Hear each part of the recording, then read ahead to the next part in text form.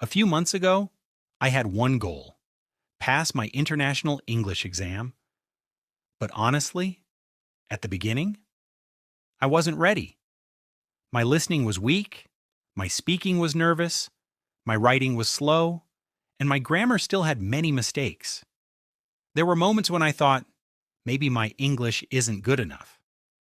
But instead of quitting, I decided to train every single English skill separately: listening, speaking, reading, writing, and grammar every single day. And today I want to tell you exactly how I prepared and how I finally passed my international English exam. One thing many people don't understand about international English exams is that English alone is not enough. You also need strategy, time management, concentration, and the ability to stay calm under pressure. During the exam, your brain gets nervous, your hands shake, and suddenly even easy questions feel difficult.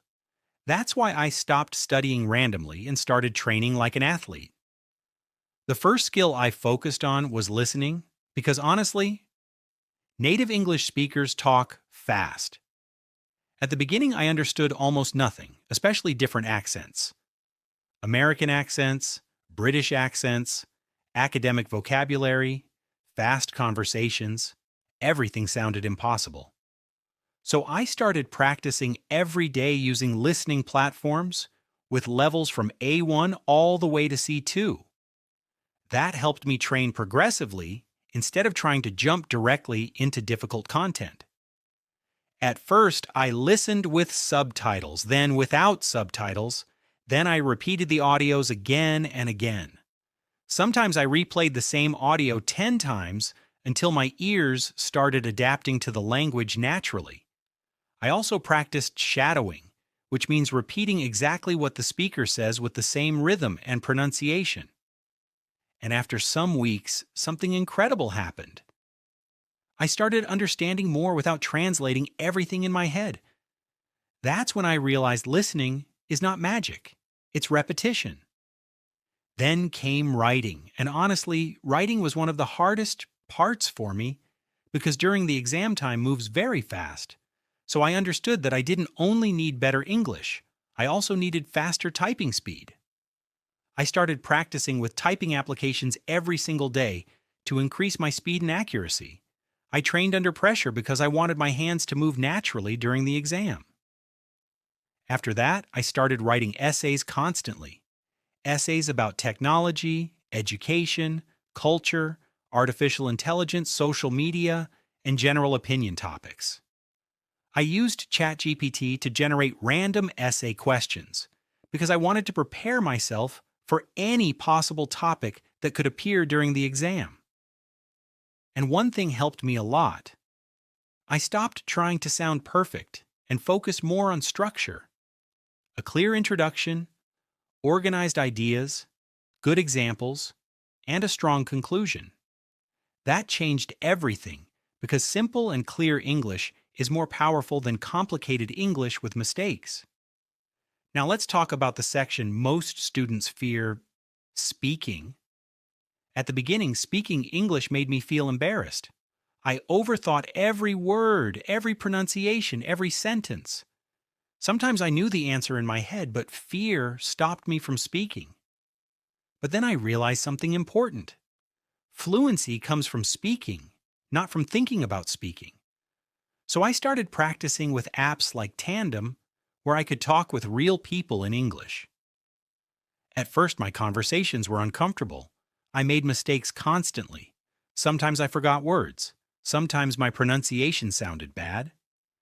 But I continued anyway because mistakes are part of the process. I also started reading my essays out loud every single day. That improved my pronunciation, my confidence, and my speaking speed. Slowly, English started feeling more natural. Not perfect, but natural. Then I focused on reading comprehension. And this section is dangerous because many students actually understand English but fail because of time pressure. So I practiced reading under time limits. I read academic articles, opinion essays, comprehension exercises, and long texts to train my brain to identify key information quickly. I focused on main ideas, synonyms, antonyms, author opinions, and context clues. And one of the biggest changes I made was stopping the habit of translating everything into Spanish. That improved my reading speed a lot. Finally, grammar. Grammar may feel boring sometimes, but during international English exams, grammar matters a lot. So I practiced grammar using platforms with levels from A1 to C2. I focused especially on multiple choice exercises because international exams love tricky grammar questions. I practiced verb tenses, sentence structure, connectors, synonyms, antonyms, and academic vocabulary repeatedly until the patterns started becoming natural in my mind. Then, exam day finally arrived. And honestly, I was nervous, very nervous. But this time something felt different. I knew I had prepared correctly. I knew I had trained every skill separately. And for the first time, I trusted myself. When the exam ended, I felt exhausted. My brain was completely drained. Then came the hardest part, waiting for the results. And when I finally saw the results on the screen, I couldn't believe it. I passed.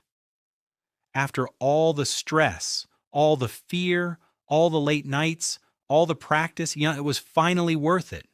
So if you are preparing for an international English exam right now, listen carefully. Don't focus only on studying harder, focus on training smarter. Train listening separately, train speaking separately, train writing under pressure, train reading comprehension with time limits, train grammar constantly, little by little, every single day. Because one exam, one skill, and one decision can completely change your future forever.